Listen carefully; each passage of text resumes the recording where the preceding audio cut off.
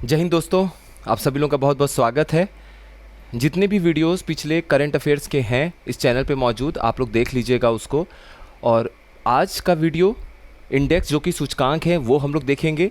और एक वीडियो कल, एक और जो आपका नेक्स्ट वीडियो आएगा उसमें भी हम लोग बचे हुए कुछ सूचकांक हैं, जैसे कि करप्शन परसेप्शन इंडेक्स है, जो आपके ट्रांसपेरेंसी इंटरनेशनल के द्वारा वो जारी किया जाता है। 2-3 और महत्वपूर्ण सूचकांक है, ह्यूमन डेवलपमेंट रिपोर्ट है। हर बार यहाँ से सवाल आते हैं और आज जो हम लोग देखेंगे यहाँ से भी आप मान के चलिए 2 से 3 सवाल आपको मिल सकता है।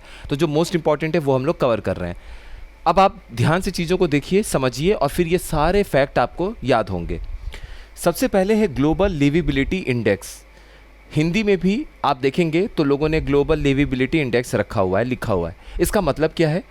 वैश्विक स्तर पर जितने भी शहर हैं उनकी एक रैंकिंग निकाली गई कि कहाँ पर आप बेहतरीन तरीके से रह सकते हैं। बेहतरीन तरीके से रहने का क्या मतलब है? स्वास्थ्य सुविधा आपको अच्छी मिले, रोड जो इंफ्रास्ट्रक्चर है, अवसंरचना है, वो आपको बहुत अच्छी मिल रही है। आप घर से बाहर निकल रहे हैं, रोड बड़ा अच्छा मिल रहा है। कोई बीमार पड़ रहा है या कभी स्वास्थ्य की दिक्कत हो रही है तो हॉस्पिटल बड़ा अच्छा मिल रहा है। प्रदूषण कम मिल रहा है, क्राइम ज़्यादा नहीं मिल रहा है। तो बड़ा अच्छा एक शहर जो आइडियल शहर होना चाहिए, राम राज्य जिसको हम बोल सकते हैं कि ऐसा शहर जहाँ पे आपको कोई तकलीफ़ ज़्यादा नहीं हो रही है और आप खुशी से रह सकते हैं, वो आपको ग्लोबल लिविबिलिटी इंडेक्स आपको रिपोर्ट बनाकर वैसे शहरों की लिस्ट देता है। इनके हिसाब से अच्छा, यहाँ पर हम ये देख लेते हैं कि इसको रिलीज़ कौन करता है। तो इकोनॉमिस्ट इंटेलिजेंस यूनिट EIU हम इसको बोलते हैं, ये इसको रिलीज़ करता है। रैंक जो है वो सबसे फर्स्ट किसकी है? कोपेनहेगन, जो कि डेनमार्क का शहर है। अब देखिए, इकोनॉमिस्ट इंटेलिजेंस यूनिट का जो हेडक्वार्टर है ये लंदन में है। आप ऐसे याद कर सकते हैं कि इन्होंने फर्स्ट रैंक किसको दिया हुआ है? कोपेनहेगन को, जो कि डेनमार्क में है। अब ये यूरोप का एक शहर है। तो यूरोप का एक शहर है तो आप ऐसे याद रख लीजिए कि इकोनॉमिस्ट इंटेलिजेंस यूनिट UK का है, लंदन का है, यूरोप के किसी देश में इसका, किसी शहर में इसका हेडक्वार्टर है। लास्ट रैंक जो है वो इन्होंने दिया है दमस्कस को। अब दमस्कस जो है वो सीरिया की राजधानी है, कोपेनहेगन जो है वो डेनमार्क की राजधानी है। और अपने देश में 2 ऐसे शहर हैं जिनको बराबर का रैंक इन्होंने दिया हुआ है। 173 शहरों का इन्होंने लिस्ट निकाला था, उसमें 2 जो अपने भारत के शहर हैं, दिल्ली और मुंबई, दोनों को 141वें स्थान पर इन्होंने रखा है। तो इन्होंने बोला है कि आप दिल्ली में रहें चाहे आप मुंबई में रहें, हमारी जो क्राइटेरिया है, हमारे जो मापदंड हैं, उनके हिसाब से ये दोनों शहर बराबर रैंक पर आते हैं। तो 141 रैंक पे दिल्ली है, 141 रैंक पे मुंबई है, 173 शहरों की सूची में। और इसको रिलीज़ किसने किया? इकोनॉमिस्ट इंटेलिजेंस यूनिट EIU ने। हेडक्वार्टर कहाँ पर है? लंदन में, UK में। फर्स्ट रैंक है कोपेनहेगन, जो कि डेनमार्क की राजधानी है, और लास्ट रैंक है दमस्कस, जो कि सीरिया की राजधानी है। और ये लास्ट रैंक क्यों ना हो? जिस शहर में उस देश का राष्ट्रपति नहीं रह रहा हो। आपको पता होगा सीरिया के जो राष्ट्रपति थे पहले, बशर अल असद, उनकी सरकार गिर चुकी है और वो देश छोड़ के जा चुके हैं। अब देश में वापसी करने की बात हो रही है, वो अलग मैटर है। तो जिस देश में, जिस शहर की राजधानी में, जिस शहर में वहाँ का राष्ट्रपति नहीं रह सकता है, आप उसको क्या लास्ट रैंक नहीं देंगे? यहाँ पर जाहिर सी बात है कि क्राइम और आप उसको टेररिज्म, जो भी आप शब्द दे दीजिए, वो बहुत ज़्यादा हिंसा है। तभी तो वहाँ पर राष्ट्रपति को भी भागना पड़ गया लोगों के विरोध की वजह से। तो ये जो है लास्ट रैंक है दमस्कस का। अब ये बात आपको याद रखना है। अब हम बात करते हैं वैश्विक शांति सूचकांक ग्लोबल पीस इंडेक्स की। ये भी मोस्ट इंपॉर्टेंट एक इंडेक्स है, सूचकांक है। इसको रिलीज़ कौन करता है?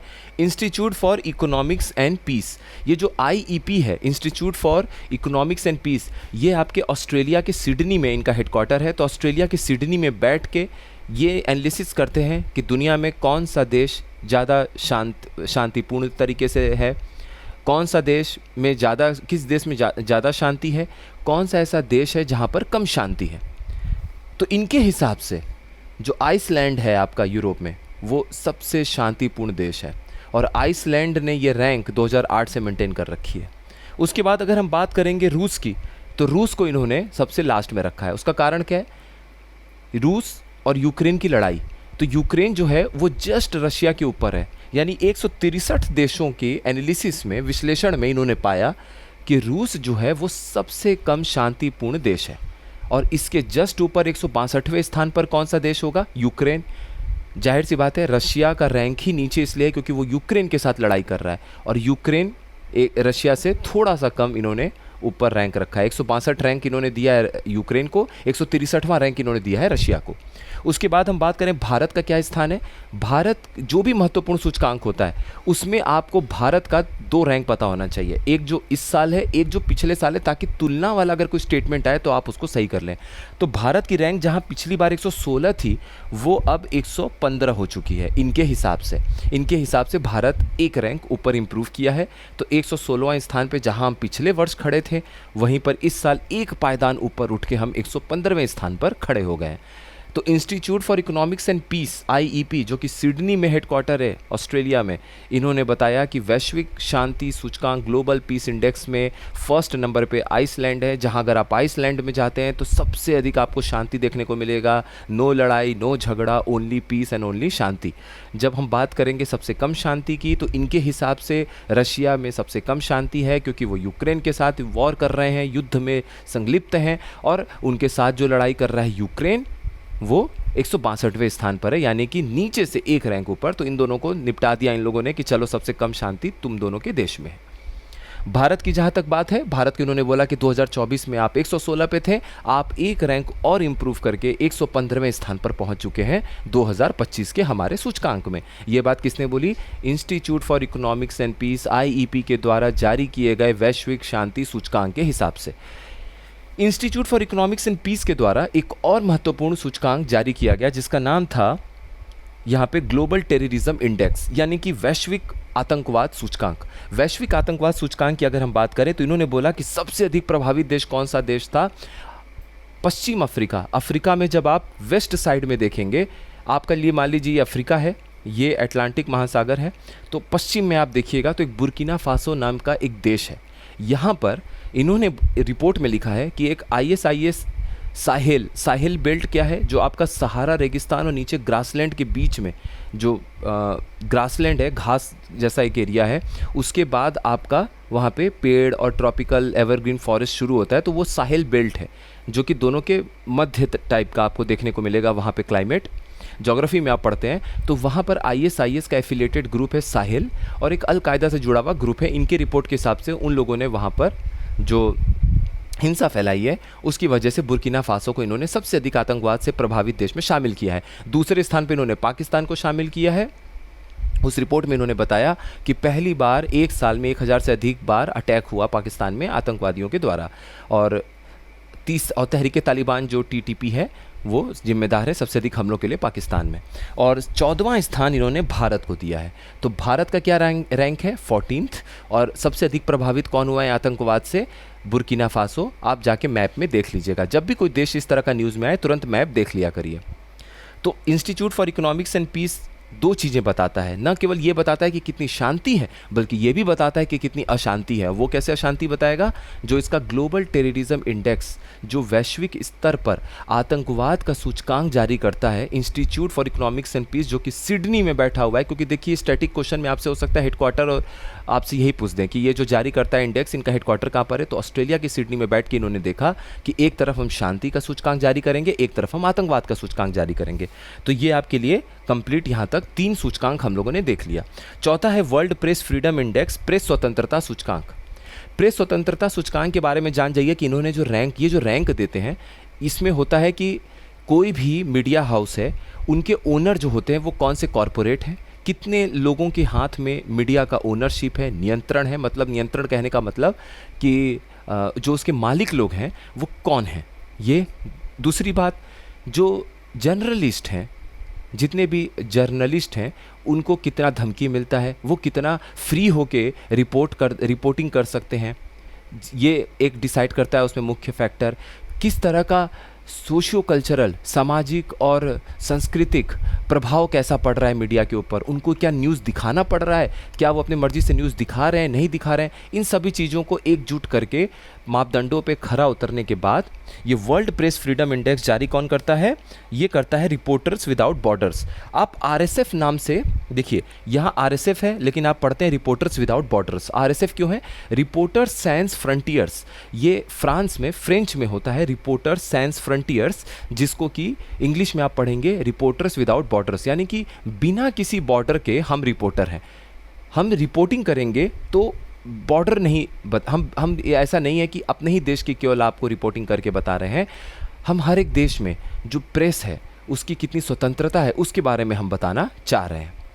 इनके हिसाब से सबसे लास्ट रैंक किसका है? सबसे आखिरी रैंक अगर आप देखेंगे तो उसमें इरिट्रिया है। इरिट्रिया कहाँ है? अफ्रीका में। जब आप ऐसे देखते हैं अरेबिया के बगल में, ऐसे हॉर्न ऑफ अफ्रीका कहलाता है आपके हिसाब से, ऐसे मान लीजिए जो आप ऐसे अरेबिया के बगल में लाल समुद्र रेड सी के बगल में ऐसे हिस्सा बनाते हैं, उस हॉर्न ऑफ अफ्रीका में 3-4 देश आते हैं जिसमें आपका सोमालिया है, इरिट्रिया है, इथोपिया है और बाकी जो भी देश हैं आपको उसमें देखना है प्रॉपर तरीके से। तो इरिट्रिया जो देश है, पहले आप मैप में देखिएगा कि इरिट्रिया का जो बॉर्डर है क्या वो समुद्र से टच करता है, आपको ये मैप में देखना है। तो इरिट्रिया को इन्होंने सबसे लास्ट रैंक दे रखा है 180 और फर्स्ट नंबर पे नॉर्वे है। मतलब नॉर्वे में अगर कोई पत्रकार है, जर्नलिस्ट है तो एकदम छूट के साथ वहाँ पे पत्रकारिता कर रहे हैं, किसी भी तरह का कोई उनको धमकी नहीं मिल रहा है, कोई प्रभाव नहीं है, मीडिया वही न्यूज़ दिखा रही है जो दिखाना चाहिए। They are showing news without the fear of और विदाउट द एनी, मतलब समझ जाइए कि ल्यूर, जिसको लालच बोलते हैं, और व्यूज़। तो उनको व्यूज़ का लालच नहीं है, उनको न्यूज़ का लालच है कि न्यूज़ सही होना चाहिए, गवर्नमेंट गलती कर रही है तो उस पर सवाल उठाना, ये सब चीज़ें वहाँ पर हैं नॉर्वे में। तो यहाँ पर भारत का अगर रैंक आप देखेंगे तो 180 देशों में भारत को इन्होंने 151वें स्थान पर रखा है, जबकि पिछले साल 2024 में भारत 159वें स्थान पे था। 159, जैसे मान लीजिए 159 रैंक है तो भारत इंप्रूव करके कितना पहुंचा? 151। तो आप ऐसे तुरंत ऐसे ग्राफ बनाइए, लिखिए नीचे 159, ये पिछले साल का प्रेस स्वतंत्रता सूचकांक में भारत का रैंक था और इस वर्ष 151वां स्थान है। भारत का रैंक इंप्रूव हुआ है 8, लेकिन बात ये है कि ये भारत को अभी भी इन्होंने वेरी सीरियस कैटेगरी में रखा हुआ है, बेहद गंभीर श्रेणी में। यानी ये इनका मानना है कि अभी भी मीडिया कहीं ना कहीं प्रभाव में है। कुछ बड़े बड़े कॉरपोरेट के जो पत्रकार हैं, जर्नलिस्ट हैं, वो धमकी कहीं ना कहीं कुछ ना कुछ पाते हैं अगर वो न्यूज़ उस तरह का दिखाते हैं। इस तरह की बात इन्होंने कही है। तो इन्होंने कहा है कि अभी भी हमारे देश में जो रिपोर्टिंग है उसको और बेहतर करने की ज़रूरत है। बात करें वर्ल्ड प्रेस फ्रीडम डे का, तो विश्व प्रेस स्वतंत्रता दिवस जो हम मनाते हैं वो 3 मई को मनाते हैं और उसका थीम क्या है, विषय क्या है, वो आप कमेंट बॉक्स में लिखेंगे या आप एक बार जाके घर पे रिवाइज करेंगे। इतना आपको समझ में आ गया। अब हम लोग चलते हैं ग्लोबल जेंडर गैप रिपोर्ट के पास। ये महत्वपूर्ण है, इसको डिटेल में देखना जरूरी है क्योंकि हर बार किसी न किसी मापदंड पे, पैरामीटर पे यहाँ से सवाल पूछा जाता है।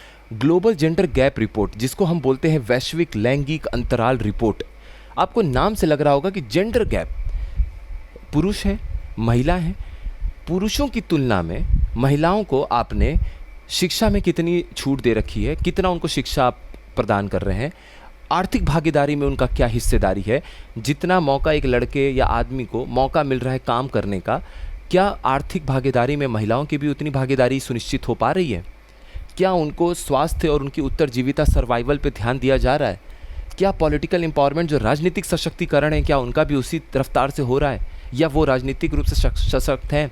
राजनीतिक रूप से सशक्त होने का मतलब है कि चाहे वो आपका पंचायत स्तर पे बात हो, चाहे विधायक स्तर पे बात हो, चाहे सांसद स्तर पे बात हो, जहाँ भी महिलाएं मौजूद हैं क्या वो महिलाओं के हित के लिए, समाज में परिवर्तन के लिए उठा पा रही हैं बात को।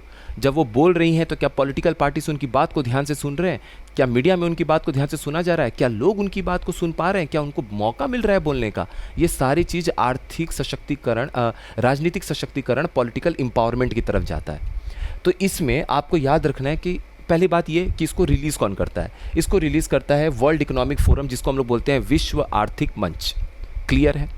अब इसमें 4 महत्वपूर्ण मापदंड है, पैरामीटर्स हैं जो आपको पता होना चाहिए। पहला, आप सोचिए क्या बातें होंगी इसमें, इकोनॉमिक पार्टिसिपेशन एंड अपॉर्चुनिटी, महिलाओं को भी आर्थिक भागीदारी में कितनी हिस्सेदारी दी जा रही है, कितना उनको जॉब अपॉर्चुनिटी मिल रही है, कितना वो कमा पा रही हैं।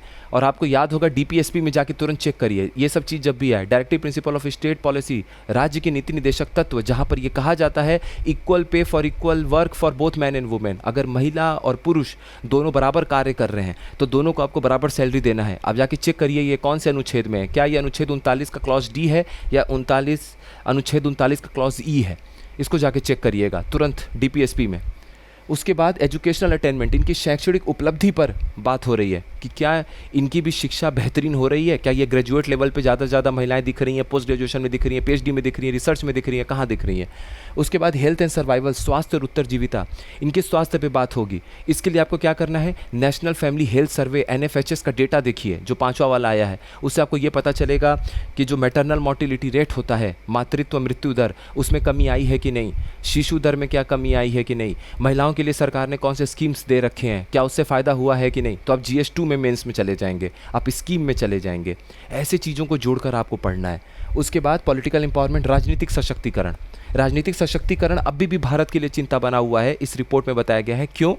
तो यहाँ पर ये स्टैटिक चीज़ है, यहाँ से आप समझेंगे कि क्यों राजनीतिक रूप से अभी भी सशक्तिकरण की ज़रूरत है। हालांकि ये तो अभी भी केंद्रीय स्तर पे बात हो रही है, सांसद स्तर पे।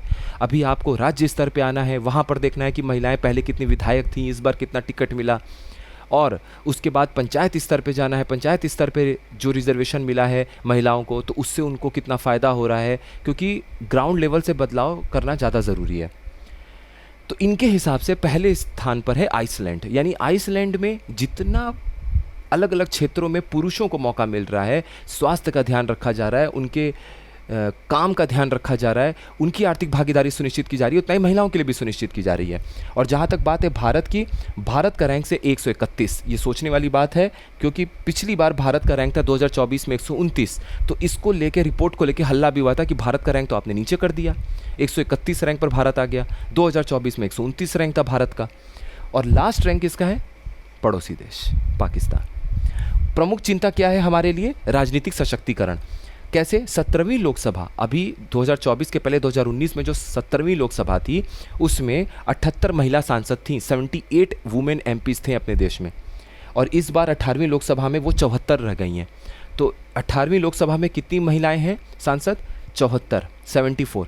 और कितना परसेंटेज उनका अभी मौजूद है? टोटल जितने सांसद हैं उसमें 13.6% महिला सांसद हैं। इसीलिए 130वां संशोधन, अभी जो बिल लाया गया है महिलाओं को 1/3 रिजर्वेशन देने के लिए, वो कौन से कॉन्स्टिट्यूशनल अमेंडमेंट बिल है, कौन सा संवैधानिक संशोधन बिल है, आप बताइए। 130वां है, 131वां, 132वां है?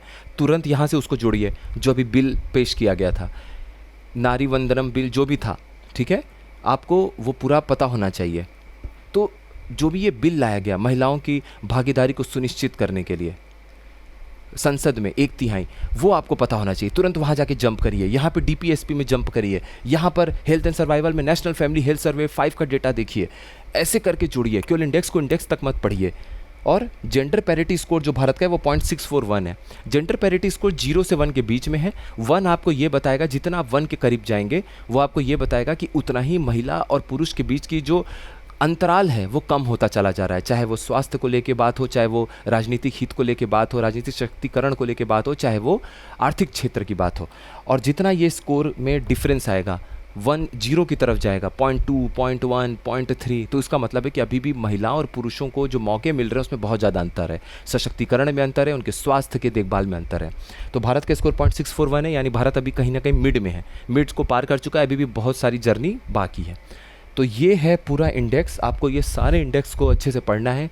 फ़ोटो इसका आप लोगों को शेयर कर देंगे ग्रुप में, देख लीजिएगा। और अभी 3-4 इंडेक्स और बचे हुए, human development report, corruption perception index और वर्ल्ड हैप्पीनेस इंडेक्स, विश्व खुशहाली रिपोर्ट, ऐसे करके 4-5 कम से कम और हैं, वो देख लेंगे। लगभग यहाँ से 1 2 3 4 5 यहाँ से हो गया, 4-5 कम से कम और देख लेंगे।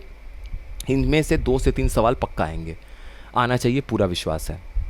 और ये आपको देख लिए कि जब सूचकांक पढ़ रहे हैं आप, तो किस तरीके से आप करंट में भी जाके उसको कवर कर रहे हैं या स्टैटिक से कवर कर रहे हैं, ऐसे चीज़ों को जोड़कर आपको पढ़ना है। मिलते हैं नेक्स्ट इन्फॉर्मेटिव वीडियो में। अच्छे से पढ़ाई करिए, 20 दिन है, पूरा जान लगा के पढ़ाई करिए, सब अच्छा होगा। आप सभी लोगों का बहुत बहुत धन्यवाद।